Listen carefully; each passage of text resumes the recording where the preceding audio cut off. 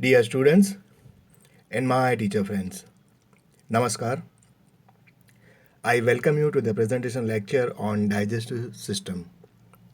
Now, as you can see on the screen, I am showing you the digestive system of human.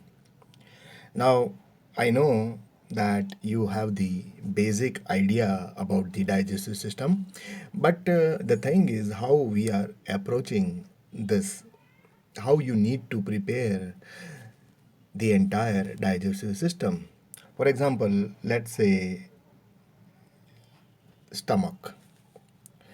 Now, first you should be knowing about the parts of the stomach, then the histology of stomach, which are the cells and the tissues are present in the stomach, then the secretion of stomach, for example the gastric gland, the secretion of the gastric juice, then the composition of the gastric juice, how this gastric juice is taking part in the process of digestion into the stomach. So similar way we need to study the small intestine, then the large intestine, okay, then the accessory digestive organs, okay. So now as you can see on the screen, I am showing you the digestive system and you carefully observe all the organ. For example, on the left hand side, so where the parotid gland, then the information that is written, okay, then the mouth, then the parotid duct, tongue, teeth, sublingual gland, submandibular gland, then the salivary gland, epiglottis. Observe all the name, okay. On the right hand side, this digestive system, you can rotate your mobile and this information you go through. Then the larynx, then the pharynx, what is the role of the pharynx, then the esophagus, okay, the function of esophagus, then the liver, gallbladder, then the stomach, pancreas, then the large intestine, small intestine, all this information you read, okay. Then the rectum, appendix, anal canal, okay. For example, in this figure, the information regarding the mouth, stomach, small intestine, you rotate your mobile and you read, okay. You can pause the video. Then the liver, gallbladder, pancreas, large intestine, all this information you go through. Then this figure, okay.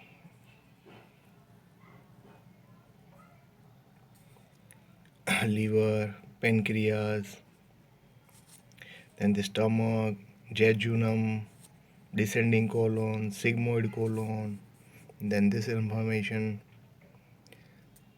then the liver, gallbladder once again, okay, ascending colon, ileum, cecum, appendix, rectum, anal canal. Then in this figure, okay, then this figure, esophagus, then the liver, then this figure, then this figure, parotid gland, hard palate, tongue, oral cavity, lip, lower lip, then the salivary gland, for example, the sublingual gland, submandibular, mylohyoid, submandibular gland, hyoid bone, larynx. Then this side, on the right hand side, the parts of the pharynx, okay, nasopharynx, oropharynx, epiglottis, laryngopharynx, esophagus, okay.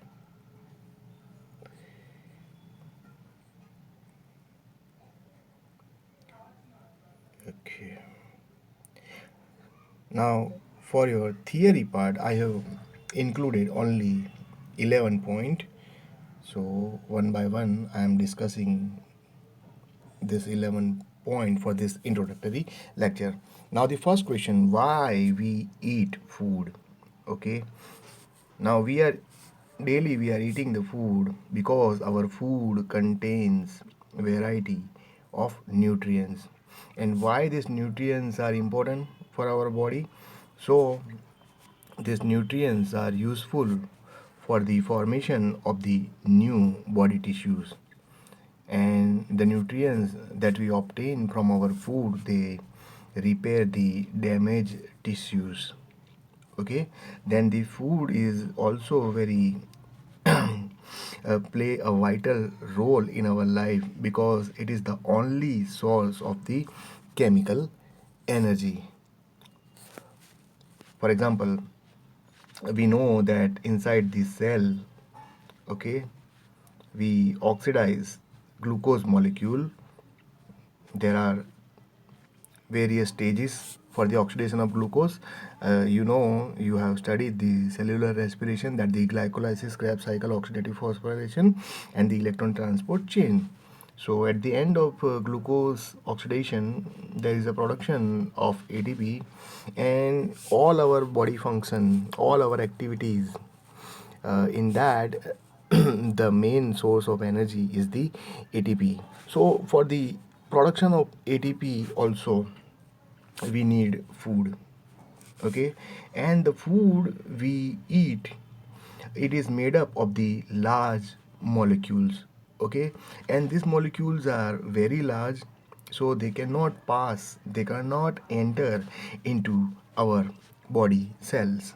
So therefore, the food that we are taking must be broken down into the smaller molecule, and this breakdown of our food substance, or this breakdown of our large molecules which are present in the food, this process is carried out, this process take part in the digestive system. Okay, so the meaning of digestion, so the term digestion is made up of two words. For example, dis means apart, and gener, that means to carry. Okay, now what the digestive system is made up of. Okay, now we know in the digestive system the organs are basically they are involved in the breakdown of the food. So the organs which are involved in the breakdown of food, all these organs, they are collectively known as the digestive system, and the organs of the digestive system are the focus of this chapter.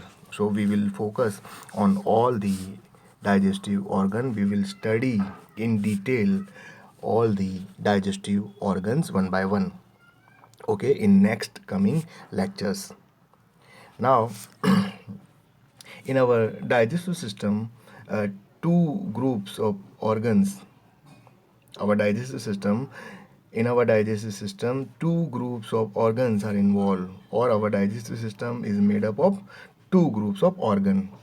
For example, the gastrointestinal tract, okay, and the accessory digestive organs.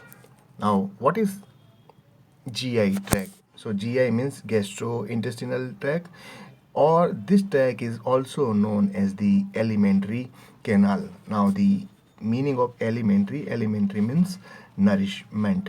Okay, so the tube or the tract which is providing the nourishment to the body cell, that tube or that canal is known as the gastrointestinal tract or the alimentary canal.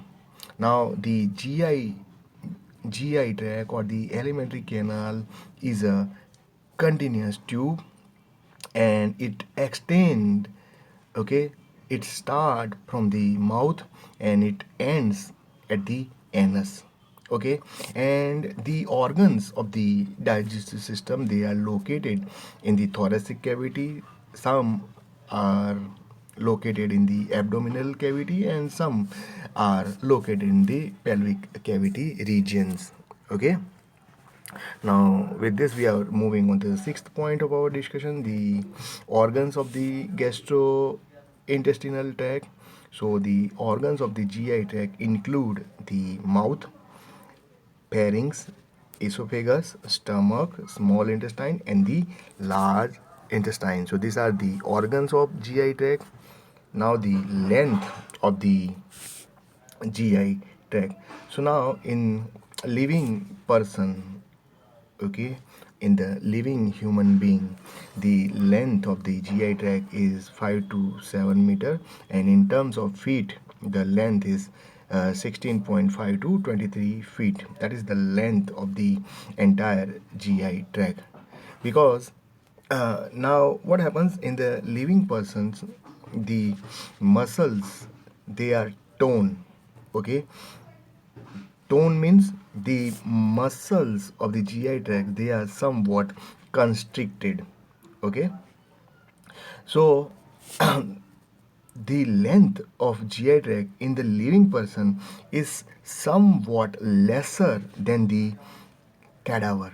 And the cadavers are the dead body, okay, or the dead human being. So the body dead body or the cadaver. So in the cadaver, the GI tract, the length of the GI tract is 7 to 9 meter, or the 23 to 29.5 feet. Now the reason why they are having somewhat the uh, larger length of the GI tract, that is the cadavers, because the muscles are not toned, or we can say the muscles are in the relaxed state. So that's why the cadavers having the larger GI tract when we are comparing to living persons. Okay, so this is regarding the length of the GI tract. Now the accessory digestive organ. So in the accessory digestive organ includes teeth, tongue, salivary gland, liver, gallbladder, and the pancreas. Now, what is the role of the teeth? Now we know the teeth are involved in the chewing process, that is the physical breakdown of our food. And tongue there are several functions for the tongue. Let's say the mixing of the saliva with the food, then it also assists in chewing, then the swallowing, then the formation of the bolus, then the swallowing of the bolus. So in all this function, this tongue is assisting. Okay, now we are moving on the 10th point, the other accessory digestive organ. They never came in direct contact with the food. For example, the salivary gland secrete saliva. So this salivary gland never comes in direct contact with the food. Similarly, the liver, we know that liver and gallbladder, they are secreting the bile. So this liver and gallbladder, they never came in direct contact with the food. Similarly, the pancreas secreting the pancreatic juice, and this pancreas never come in a direct contact with the food. Okay, so this point, the accessory digestive organ, they never came into direct contact with the food. And the last point of our discussion for this lecture, that so in that, now this accessory digestive organ, for example, let's say the liver. Okay, so liver and gallbladder, they are producing the bile. Then the pancreatic juice. So both the secretion, they are poured into small intestine. We know the duodenum. So the digestion process is taking place in the duodenum. Similarly, the other organ. Let's say we are taking the food, and when the moment we start chewing the food in our mouth, so the saliva is mixing. Okay, so in that saliva there are enzymes, so the process of digestion is starting in our oral cavity. It is not the food then when the food is entering in the stomach, and that time the digestion will begin. The moment we eat and start chewing, the process of digestion start in our buccal cavity or the oral cavity. Okay, so this accessory digestive glands or the organ, they are producing the secretion, and these secretions are poured into GI tract, and in the GI tract the chemical digestion or the chemical breakdown of food is taking place.